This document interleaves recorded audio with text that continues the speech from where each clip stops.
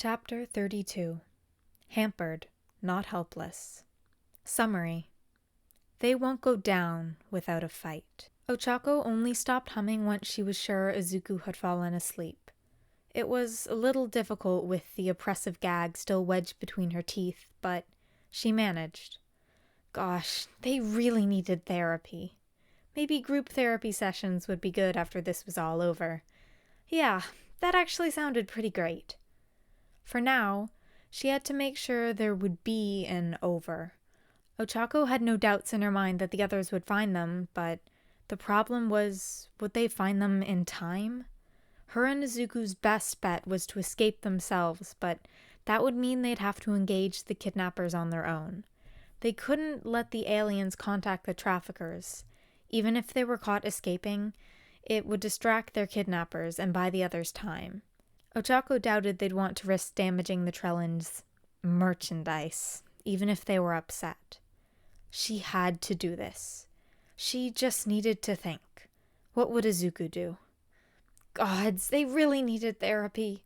Izuku was normally the plan guy, but he was currently passed out after a major anxiety attack, and Ochako didn't know what to do.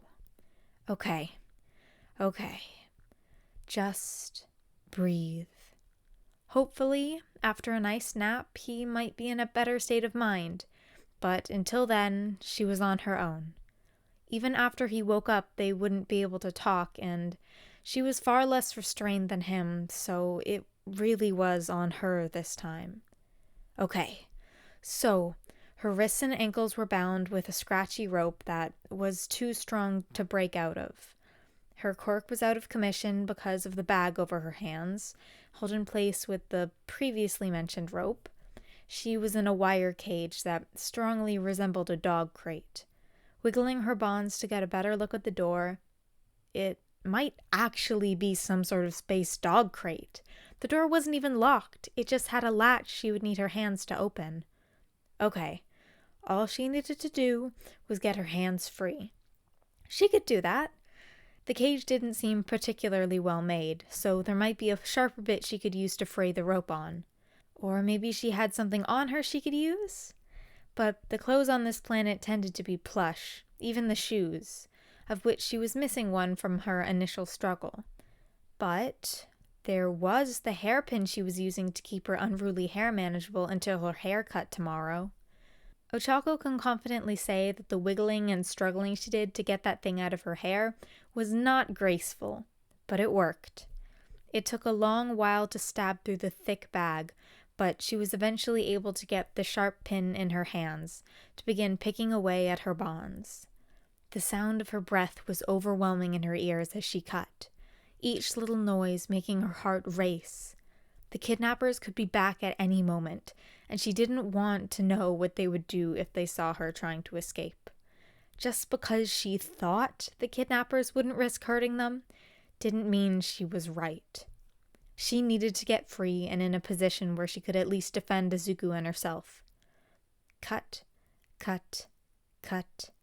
snap. The ropes fell loose away from her wrists, and the scraps of the bag slung to the ground. Pressure she didn't even realize had been building in her shoulders from the awkward position was released in a wave. Sparing only a second to massage her bruised wrists, she tore the awful gag off and moved to her ankles. The ropes released with much less effort and only a few painful splinters embedded in her palms. As quiet as she could manage, Ochako shuffled to the cage door and effortlessly flipped the flimsy latch. Armed with a hairpin in her hand, she made her way to Izuku's cage where he was still asleep. He looked peaceful now, not a wrinkle of discomfort on his face. But before her hand reached the cage latch, the unmistakable sound of the door opening reverberated through the room. Immediately, she turned to face the intruder in a low defensive crouch. It was the green-horned alien. A look of shock was plastered on their face as they took in the scene in front of them. Not good. This was the one less afraid of the big bad Trellin traffickers. So was the one Ochako could only assume would be less afraid to hurt them. Great. There was not a single ounce of hesitance or trepidation as the crystal-horned alien approached her, lumbering forward slowly and confidently. But Ochako didn't cower beneath the shadow of their large form. She was ready. They didn't have the drop on her this time.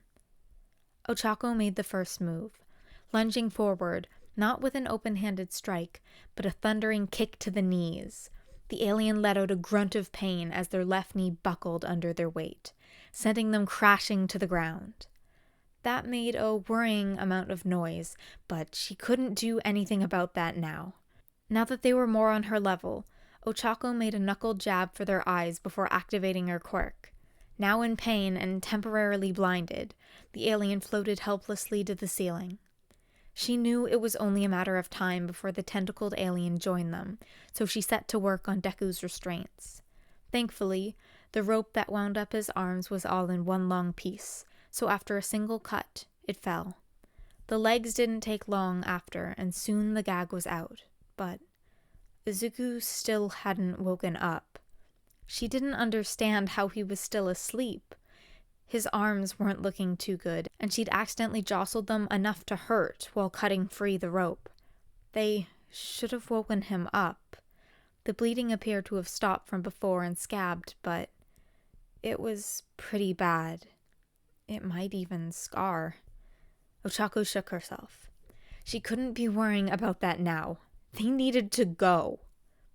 Izuku, please wake up. We have to go now.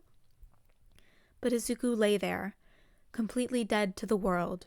No indication he was even in his body, and not far off, somewhere else. Ochako didn't realize how focused she had been on Izuku's unmoving form until she felt a familiar, cold tentacle wrap around her. The alien yanked her back, and she fell to the ground, harshly landing on her knees. Guess that was karma for the other guy, huh? Ochako couldn't help the surprised cry of pain that burst out of her when the alien grabbed her by the hair. You're not going anywhere! Izuku had just won his 4th game of Ghost Uno when he heard it. A far-off scream echoed through the void. Ochako. Izuku looked around the group with frantic eyes. How did he get back to his body? He was unconscious, right? So how did he wake up? He startled when he felt a hand rest on his shoulder. Guess it's time for you to go, Nine, Nana said with a hint of melancholy. But you'll be seeing a lot more of us when you get your quirk back. But until then, I guess it's goodbye. She gave him a quick hug before he felt himself start to fade. The others, minus 2nd and 3rd and the mute vestige of All Might, say quick goodbyes as he faded back to the realm of the living. Just before the last bits of his consciousness crossed over, he heard Banjo shout, "And when we see you again, we'll be talking about what the ever-loving fuck you managed to get yourself into." Izuku was not looking forward to that. Everything snapped back into focus in an instant, and Izuku could tell something was different. When he instinctively tried to sit up, he could move his arms and legs. Swiveling on the spot, Izuku saw the open cage door, and the tentacled sentient lifting Ochako by her hair. Any remaining fear still lingering in his system was quickly washed away as a tsunami of anger overtook him. Protective fury bubbled under his skin at the sight. In the blink of an eye, Izuku was out of the cage with his fists connecting to the sentient's jaw. The whispers of the vestiges seemed to spur him on as he placed himself between Ochako and the villain. Because that's what this guy was. A villain. "Don't touch her," he snarled. His quirk was still out of reach, but he slipped into a low fighting stance despite it. He was not going to let this guy hurt her. They were not going down without a fight. The tentacled sentient let out a shrill hiss as his face began to split, just like it had done in the alley, into 3 needle-filled flaps. It was the stuff of nightmares, but Izuku was well acquainted with those. In a blind fury, the sentient charged him, tentacles writhing. Izuku responded in kind, rushing forward to meet him with a sharp jab to the side. While the man may not have a quirk, his octopus-like physiology was close enough. Tentacle-like hair, prehensile, with suction cups. He needed to avoid getting grappled. There would be no easy way out of that. Slit mouth, rows upon rows of needle-thin teeth, most likely evolved to grapple fish when hunting. Another reason to absolutely avoid getting grappled. Flexible body. Bones? Thin layer of slime-like substance that would make grappling them nearly impossible. Focus. So Izuku needed to stay light on his feet. Constant motion, quick in and out, and just don't get grappled. Easy enough. Izuku slipped into the familiar rhythm of battle, but he was rusty. Very rusty. It seemed like muscles were not the only thing that had faded during his time in captivity. He still had the instincts Aizawa-sensei had drilled into his very core, but he was out of practice. Every hit was sloppy, every movement not as quick or precise as before. While they all had been working on bulking up again, they hadn't even begun to think about starting combat training back up. But he would definitely be bringing things up to the group when he and Ochako got out of here. Because they were going to get out of here. The others were going to come. This wasn't like last time. It wasn't. Though it seemed that they were going to need that backup. Less than 30 seconds into the fight, Izuku heard an ominous thump above him, and a sudden force that had him flying into the concrete wall.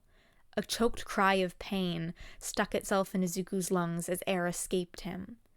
Adrenaline muffled the growing ache in his back, allowing his shaky arms to push himself up, but he didn't get far. A slimy foot found purchase on his bruised spine, forcing him straight back to the ground. He could just imagine those shiny leather boots triumphantly perched on his back. "Good work, Gertie. Now, as you see, Brownie, I've got your friend dead to rights. So if you would please reverse your quirk from mine." Blue spoke. Izuku couldn't see Ochako from his position up against the wall, though he could hear a heavy thud hit the floor. Guess that wrecking ball that hit him in the back was the burly sentient. Izuku was so stupid. He should have realized that the other sentient was there and avoided their attack. Now, they were trapped again, and it was all his fault. If only he had his quirk, or he wasn't so useless. But the blue sentient was eyeing the two dog crates. He was going to cry. No. He can't handle being back in there. He can't do it. No. Perfect. Now let's get you back in your cave. Before he could even finish the sentence, a booming explosion shook the room as a wall collapsed. They were here.